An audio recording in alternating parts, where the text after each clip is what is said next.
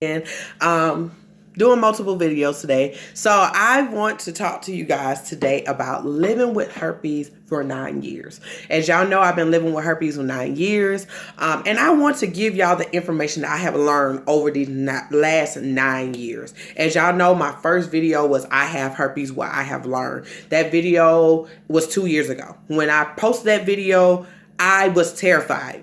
Okay, I was completely terrified. I already had put myself out of myself on social media. I started through Instagram and I moved to Facebook. So I outed myself on August 25th, 2015. And shortly after that, I did a video on YouTube because I knew I didn't see anybody that looked like me who was doing videos. So I said, you know what? I'm going to do a video and I'm going to do it quick because that video is like 7 minutes, I think. And I was like, I want to talk as quick as I can. I'm going to say as much as I can. I may not give all details. I don't care, but I'm going to get this out because people need help and I know what they need because I've been that person. So I did that video, and guys, this video have blown out the water. I have over 1 million views on this video, which I didn't think that video was going to do that. My whole point of doing YouTube was to just be an outlet for people to get the information that they cannot find, to answer the questions that they have that you will never find on Google, to give you that personality and give somebody who gets it. And you feel like I'm your girlfriend. I'm like, girl, let me tell you what I learned, or I've been through that and let me help you go through it. I wanted to be that person. I have became that person here on YouTube. So I wanted to come and just tell y'all what I have learned. So in that process, I learned, and I'm about to spit it down, that herpes type 1 and type 2 is dang near the same thing, guys. Okay, type 1 and type 2 can be oral and it can be genital. Another thing, type 1, which is oral, can be cold sores and fever blisters, okay? On top of that, type 1 is typically the reason why we have genital herpes. It's majority of the reason why most people have genital herpes is because of type 1. So for my individuals who go in and say I have type 1, but I have genital herpes, I thought it would be type 2. It doesn't matter. So genital herpes is genital herpes. It's just the location. The type is the type. Back in the day, years ago, when they first did the research and they was doing research on it, they learned that type 1 was typically oral. So they said oral, we're going to call it type 1. And then genital is type 2. So they just labeled it. Okay, they labeled it. Just like, diabetes is type 1, which is, that you're born with, and then type 2 is what you can contract based off lifestyle, things of that nature. So my whole thing, same way. They said herpes, oral, the type 2, genital. So my whole thing, over time, things have changed because people are having oral sex and things of that nature. So with that being said, it's being passed through outbreaks on their mouths, people not knowing, and having oral sex with people and things of that nature and passing the virus on. So type 1 and type 2 is herpes, guys. It's no special type. Those types truly don't matter, okay? As much as you may think it is, we're at a point where doctors are really trying to get out of that. They'll just say you have herpes, and wherever you have your outbreak is wherever you have an outbreak, and tell me when you had that outbreak, especially if you're not having any, let me know so then we can, you'll know now. So for my individuals who never had an outbreak, that type 1, type 2 don't make a difference. When you have an outbreak, you'll know where it's at, okay? And you can, on top of this, you can transfer them to both locations. So most people think, well, I have type 1. Can I get type 2? Yes, you can get type 2. But at the end of the day, you have herpes. The only thing you're saying is I can get another location. Yes, you can get herpes in another location. If you have it in one location, yes, you can pass it to another location. Can you pass it to yourself? Yes, you can pass it to yourself. If you have oral herpes on your mouth and you're touching other parts of your body, where it's broken skin and things like that, when I say broken skin, like mucous membranes, really juicy parts, like it's your lips, your genital area. I don't see people having it on their stomach. People don't have it down on their legs. People don't have it on their necks. Arms, hands. It's also, you can get it on your hands as well. If you had any cuts or openings or things like that. So move, Junebug. So at the end of the day, guys, you can take it. You can move it to other places on your own. Okay, I know that's scary, but it's the truth. And I'm going to always give y'all absolute truth. Even with your genital, you got to be very careful with that when you're touching, wiping yourself. Make sure you wash. I'm sorry, guys, my nose is itching. You have to make sure you always wash your hands. The way to kill the virus do not live in the air long. It does not live on surfaces long. Like It's really quick. It don't live on surfaces long. So with that being said, guys, when you do something, wash your hands right away. Soap and water, warm soap and water. Wash your hands and it'll go and you kill the virus. For those individuals like, well, I have type 1. Can I pass it through cups and utensils? Guys, I have did so much studying on that and looked at it. The chance is very, very low. The way that it can happen is that fact that you're having an outbreak, you put it in your mouth, and you literally give it to somebody instantly. But the chances are still low because it's a skin-to-skin contact virus. It's not a skin to utensil to mouth. It's skin to skin. Like, it's more, the virus tends to pass more through skin to skin contact, okay? Because it's for a longer period of time. So with that being said, yes, the chances are there. But when I say it is dumb low, it is dumb low. And I'm not telling you, oh, be freaking out, washing stuff and bleaching stuff every 2 seconds, guys. Chill, okay? Please chill. It's just not that serious. It's really not. Like, the chances are really low. And you know, if you're having an outbreak or anything, you don't want to share no drinks. You don't want to kiss on nobody. So, I mean, it's just right there. That's just you feeling like I don't want to even do anything. So I would tell anybody, when you do, God, my nose is itching. It's crazy. But, if you do have outbreaks on your, oral outbreaks, it's just very important. Just do not share anything at that time. Like I said, the chances are low, but I just would not suggest anybody to do that, period. Don't be kissing on anybody. Don't be sharing anything. Just don't. That's for your own peace of mind, but also just letting you know, based off research, the chances are really small, but like I said, it is there, but it's small. It is a skin-to-skin contact virus, guy. Skin-to-skin contact. When you go to CDC, when you go to American Sexual Association, it's going to say skin-to-skin. It's going to say skin-to-skin. Listen to me. It's going to say skin-to-skin. It's not going to say utensils to mouth, utensil to genitals. It's not going to say any of that. It's going to say skin-to-skin contact. So just remember that, but just knowledge, it is a chance that you can pass it, but it's very low. For my individuals who have genital herpes, guys, you cannot pass the virus through a toilet. You cannot pass this virus through a towel. You cannot pass this virus through a tub. Okay? No go. You cannot do it. Oh, guys. Sorry. You cannot do that. Okay? So I don't want you to think you can do that. You can't. So all that bleaching, stop it. Okay? Stop. Because if that was the case, don't y'all think when we go to public bathrooms, you wouldn't sit your butt on the public bathroom? Now, I don't do that. I do. My mom told me I use them seat covers, 3 seat covers. Or if they ain't got no seat covers, I line it with tissue. Okay? But I'm just saying for my individual who was not taught that, okay? Because everybody's not taught what I was taught. If you're sitting on seats, don't you think you would have been got the virus a long time ago? I'm being honest. Don't you think you would have got it a long time ago? So with that being said, that's not the case, guys. That's just not the case. If you have genital, you're not passing it through a toilet. You're not passing through no towels. And you're not passing it through no baths. Okay? Or no jacuzzis. Or no pools. You're not doing any of that. So kill those myths. Okay? Kill them. Kill them. Kill them. All right. That is the most important parts that I want to tell. For my individuals on top of that, you can have sex after herpes. Okay? You can have sex. It's a risk, okay? I'm not going to make you think it's not. It is a risk. I have had a lot of sex after herpes, okay? And I did have multiple partners, just to give you real information. I had multiple partners and nobody contracted the virus.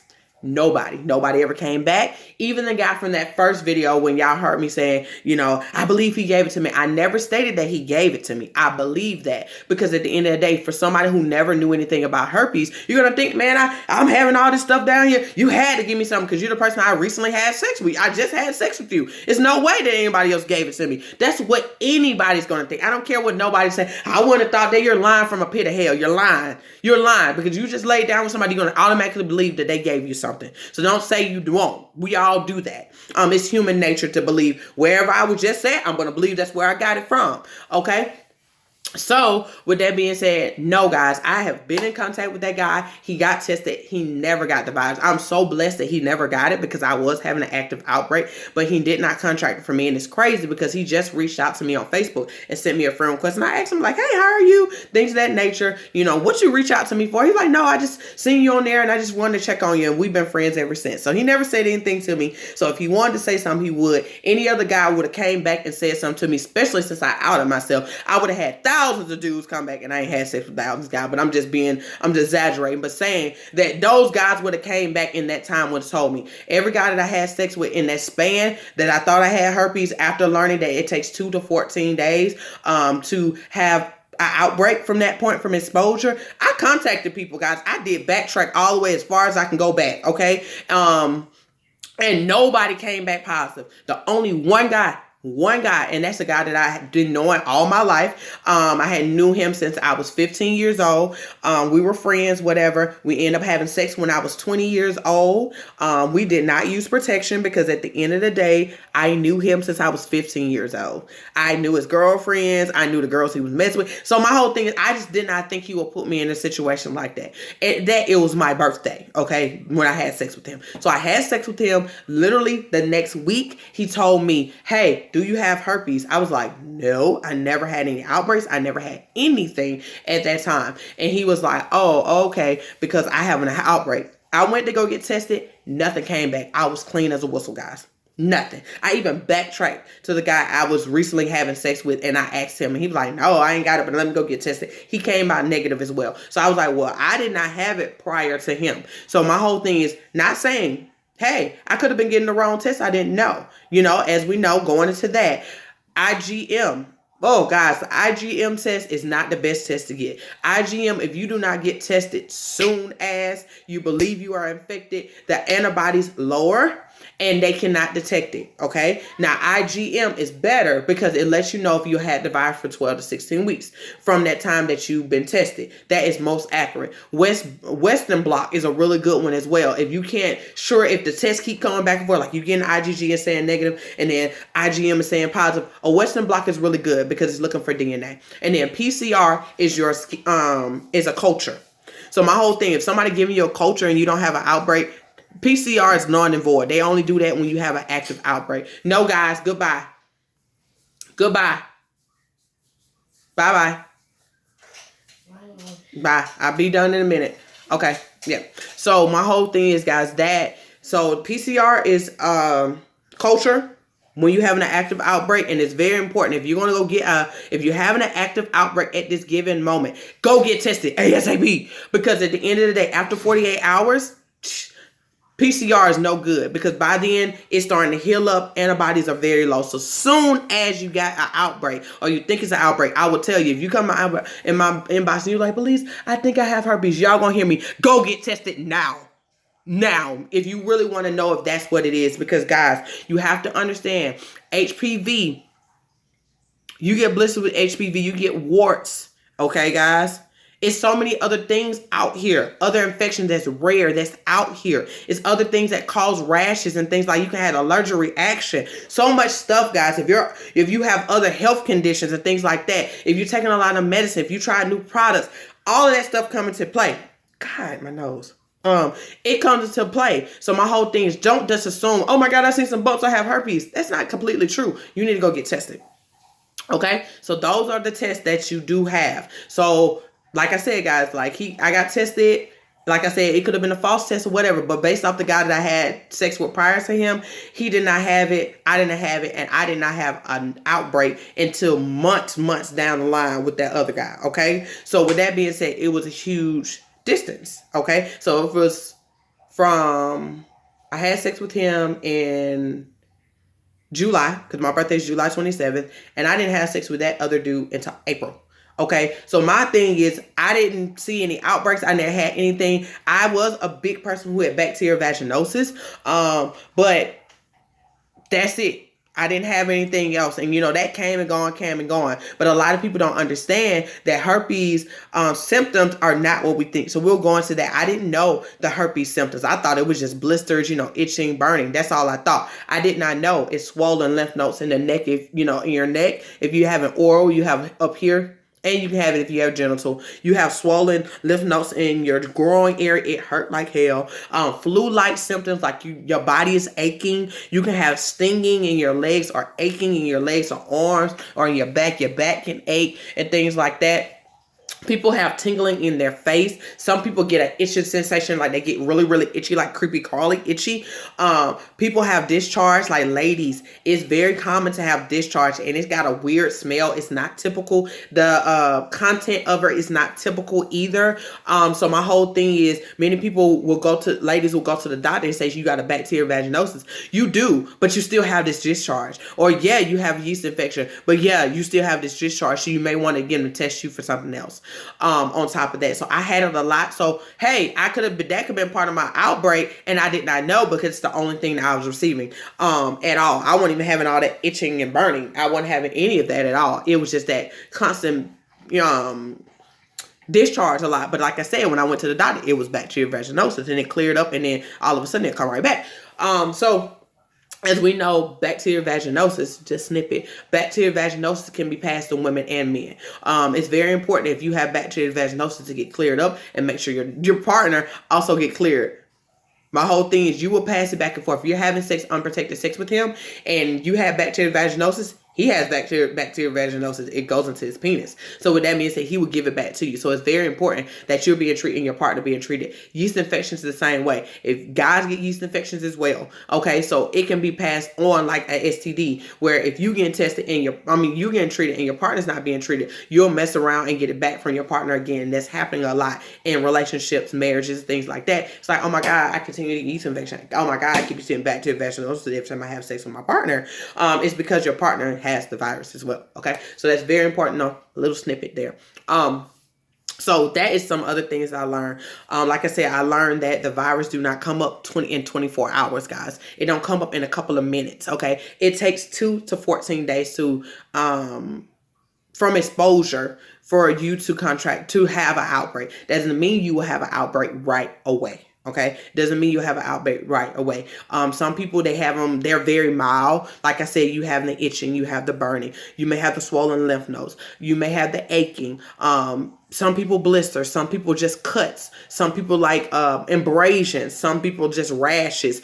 All of it's different. Some people don't have it at all. Some people just have little bit pimples, or pimple that don't hurt at all. So my whole thing is, it may have been so mild that you didn't think about it because you shaved. You didn't think about it because you just used a new product and you had a rash and it cleared up, so you didn't think anything about it because it didn't last long and it didn't hurt. It wasn't uncomfortable. It wasn't nothing out of the norm that you should be concerned about. So with that being said, many people may be having outbreaks and don't know they're having outbreaks because it's so mild and it's not something that's making them alert to feel like they have an STD. So that's another thing. No, I did not contract it from the guy, guys. I just want to clear that up. I did not get it from him. So many people ask me that. On top of that, with that guy, I did use protection. And that thing about, oh gosh, something is in the air. So the fact that I used protection did probably keep him from getting the virus, because I did use protection at that time with that guy. But as we know, herpes can still be passed without protection. With protection. My whole thing is, the virus is typically outside of the vaginal wall. On side of the vaginal wall, or even on your thighs or things like that for guys. It's on their penis. It's under the skin of their penis, especially if they're not circumcised. It could be under the skin of their penis, or if they are circumcised, it can be like under, where the ribbit is. It could be right there. It's not always on top. Sometimes it's on under it. Sometimes it's on like the shaft of the penis as well. And many guys, if they have, hair there and they're not fairly groomed, or they are groomed, they can have blisters and things within their pubic hairs. Some guys have it on their inner thighs or closer to their anus. As women, we also can get it closer to our anus as well. So my whole thing is, guys, we got to also understand that condoms are great. I'm not telling you not to use them. Use them goddamn condoms. And if somebody keeps telling you, I don't want to use no condom, don't have sex with him, run. If she says she don't want to use no condom, run. My whole thing is, no. Absolutely not. We using a condom. No, we're using a condom. If you ain't married, I'm seriously telling you, use a condom. And if you're in a marriage that your husband has cheated, still use a condom to a place that you can trust your husband and you feel like, or trust your wife and think they not having sex with anybody else, and make sure they get tested as well. And make sure you do multiple testing first, until you feel comfortable with that. Because at the end of the day, guys, things don't always show up right away. You can be exposed and it's just not showing up yet, or you're not having symptoms yet. So just don't think, oh, you you have sex when you're instantly, no, that's not the case. Everybody's body is made different. Some people's immune system is their saving grace because their immune system is better than many. If you have a weak immune system, if you have other life-threatening diseases like lupus and sickle cell, other immune diseases, then oh my God, your body will would show up really fast in your body because at the end of the day, your immune system is really low. But if for somebody like me, my immune system was not low at all. I don't have any other life illnesses or anything like that, and I never have. So my immune system was pretty high. So that's probably the reason why I didn't have a huge outbreak in the beginning. And on top of that, y'all have to understand what may have caused that outbreak to come on. So my whole thing in the midst of that, I learned what triggers are. I learned that main triggers for herpes is sex, friction from sex is a huge trigger. At the end of the day, this guy was fairly large, and like I said, you're using a condom. As you know, if you use a condom for a good period of time while you're having sex, lubrication is vital. Like, yeah, natural lubrication is great, but when you're using a condom, it's very important to add lubrication to it because it can get really dry over time, especially for a young lady. To you, it may be feeling wet. For a guy, it feel wet up in there, but at the end of the day, it can be really dry, and it really rubs against her skin, and it causes friction, and it breaks the skin. So my whole thing, that could have caused, which I'm believing, that probably caused my outbreak because it was a lot of friction involved, and he was bigger, so it was a bit tearing as well, so it broke my skin, and that probably flared up my outbreak for the first time. Okay. Also, on top of that, menstrual cycle, ladies. Many ladies, their menstrual cycle trigger because your hormones are off. Okay. Another thing, stress. Stress is our number one trigger. Okay. Stress is because the virus live on your nerve endings. So it fires off. Stress is bad. It fires off and it irritates the virus. Okay. So that's another thing, that stress is a huge one. So you got to keep your stress to a little of none, which is fairly difficult because life is full of life and full of stuff that's going on that can cause you to be stressed and worried and cause anxiety. So that's another thing. Stress is a big one. Certain foods can cause, like chocolate, nuts, alcohol, and different people with different things. You learn over time, but the main was is chocolate, nuts, alcohol, and also junk food. Because it got a meal acid in it, so it causes a little, irritating your nerve endings and things of that nature. So it's very important, guys, to understand what triggers are. Many people don't understand their triggers, so they don't understand why they keep having outbreaks. Many people ask me all the time, Belize, do you have outbreaks all the time? I do not. I probably have 2 out the year, guys. I think I only had 1 so far this year. No, I lied. I only had 2 so far this year because I was really, really stressed. Okay. But other than that, I know my triggers. My triggers are sex, friction for sex, and also stress. So I try to keep my stress down to a 0. And then when I was having sex, because I'm celibate now, but when I was having sex, I make sure I'm very much ready, and we use lubricant. Okay. So that's very important. Or I'll just tell them stop. I don't feel comfortable. It don't feel good. You're going to have to put your mouth down on it or something because it ain't working for me. Okay. Because we were using protection. So it's very important to do that. And learn your trigger. Please do not have sex until you learn your trigger. Please do not have sex until you learn your trigger. Please do not have sex until you learn your trigger, because you put your partner at higher risk, or your partners at higher risk, because you have no clue what's causing your outbreaks. Okay. And also, if you've never had an outbreak, take some time to just breathe. Okay. Because you're going to be scared anyway, but also making sure you paying attention to your body. I will never tell you to rush to have sex after just finding out you have herpes, because at the end of the day, you're putting your partners at higher risk because you're not taking the time to educate yourself. You're not taking time to learn your body. Make sure you take some time. Yes. Many people are like, how long you should take? I will tell you, it needs to be 6 months and longer before, after having found out you have your herpes. You need to wait 6 months and longer. Did I do that? No, I didn't, because I didn't know any better, and I did not have the knowledge that I have now, and I didn't have the resources I have now. It was not like this. Google did not exist when I found out I had herpes. I had Black Planet at the time. Facebook didn't exist. Instagram, Snapchat, none of that. We had Yahoo and AOL at the time. So with that being said, the knowledge was not here. YouTube didn't exist. None of that stuff really existed at that time. So with that being said, guys, like, now you're at a place where you can look up your own information. You have me. You have so many. They got 19 other activists who are actively out here sharing information. You have Google. You have so many things out here now that's giving proper, real, accurate information, guys. So with that being said, it's totally different from you guys than it was for me.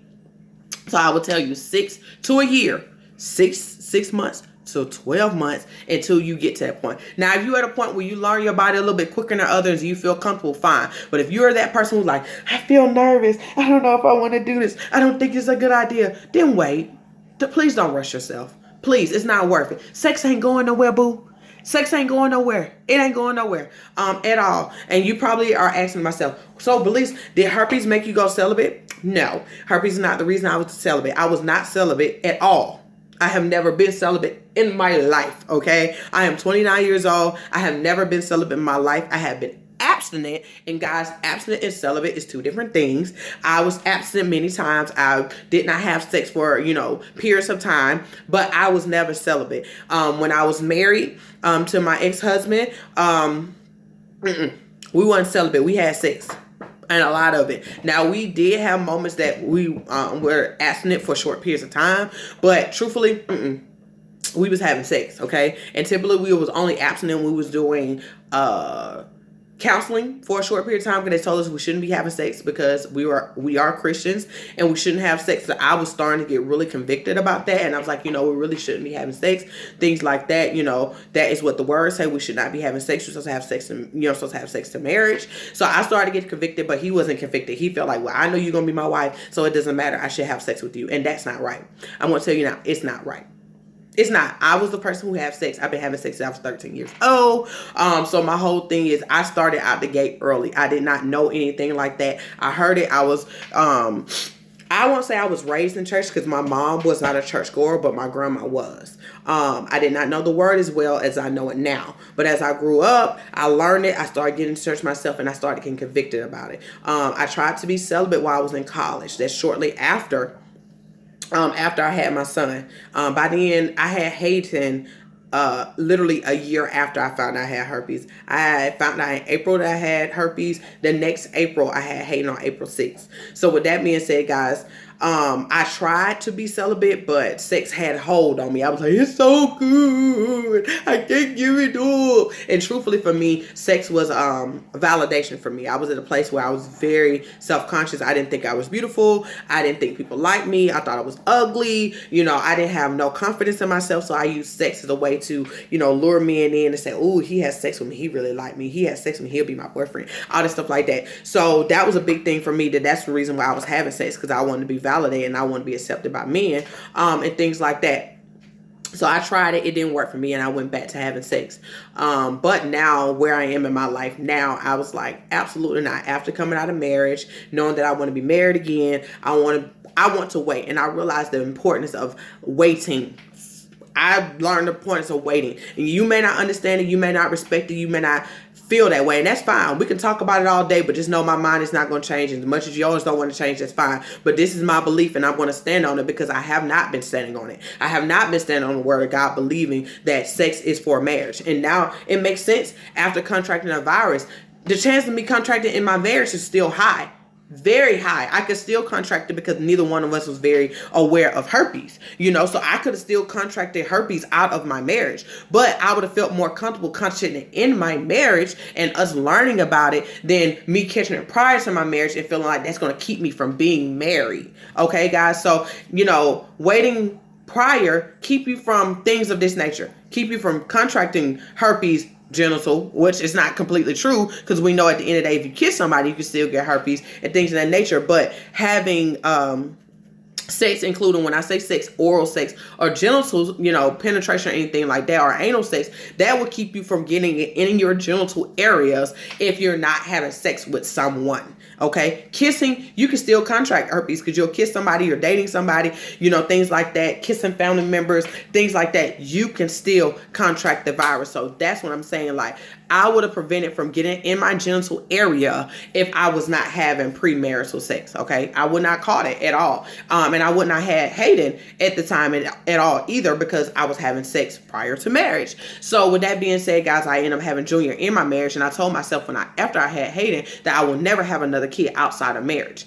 Period. So if y'all see me pregnant again, I will be married. Okay. I will not be having any more kids out of wedlock. I will not have any more kids prior to marriage. And after being in marriage, I understand how sex is vital in your marriage. It keeps you together. It creates that intimacy, and things of that nature. And we're out here being intimate with people who can care less about your well-being. They can care less if you live or die tomorrow. They can care less if you can pay your bills. They don't care less about any of that. So with that being said, it's vital in marriage because it keeps you bound to each other. It keeps you close. It keeps you loving on that person, things like that. And me learning that and dating now, and the person that I'm with or people that I'm dating or talking to are not, they believe what I believe, and we're doing that. You get to see a person. You get to see yourself. You get to see your flaws. You get to see what you need to work on. You get to detach yourself from all these people you don't been with prior, and the character you don't built or the characteristics you don't picked up in that process. You can really see a person for who they are and what they have to offer when sex is not on the table. You can say what you want to say. You can believe what you want to believe. But for somebody who have been on both sides of the fence, I'm telling my truth. I'm telling you how it is. I've been there. I've done that. You can't tell me no different from here. I did not see people for their true selves having sex prior. I'm going to tell you something else, ladies and guys. My whole thing is holding out from sex is not going to keep you from getting married either. I got married.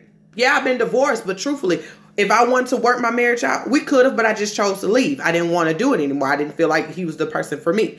But my whole thing is, it's people out here having sex with their partners all the time. They're the Instagram couples and all this stuff. They're having sex. Some of them are having sex. I won't say everybody, but many of them are having sex because they have kids out of wedlock. Okay, so my whole thing is, many of them having sex, enjoying themselves, doing whatever they want to do, and they're like about to get married and living a great life and things like that. My whole thing, that's all good and dandy for them.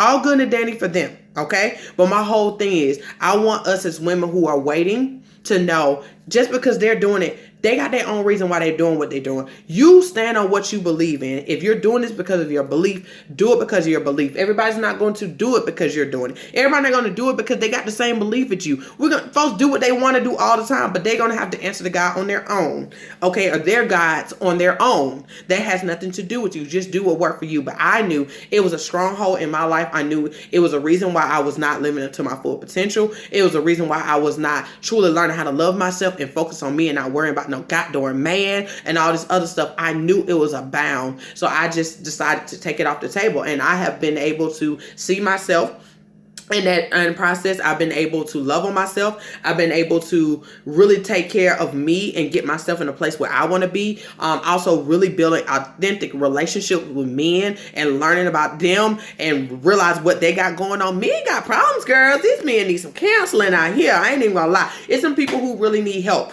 But you can't see that if you're having sex with them because the sex is good. If he's really going down on you and you're like, ugh, like literally your brain is in another state, because it's so good, so my whole thing is, you not thinking, period. You can't think because it's so good. Oh my God, the dick is so good. Like, okay guys, great. All in dandy. Her stuff is so good. Okay, cool. But at the end of the day, if you die today, would you want her to make a decision if you live or die? If you get sick today, do you think she can handle or think he can handle the bills for real? If something happened to you and you was bedridden, will you want that person to take care of you and wipe your behind? Let's be real, guys. These are things I had to learn and to be real with myself. And honestly, ladies, if you are a Christian, I am calling you out. Stop. That's all I want to tell you. Stop. Please, stop it. Because at the end of the day, as much as you can say, well, you are being convicted like crazy. And I know you are, okay? These are the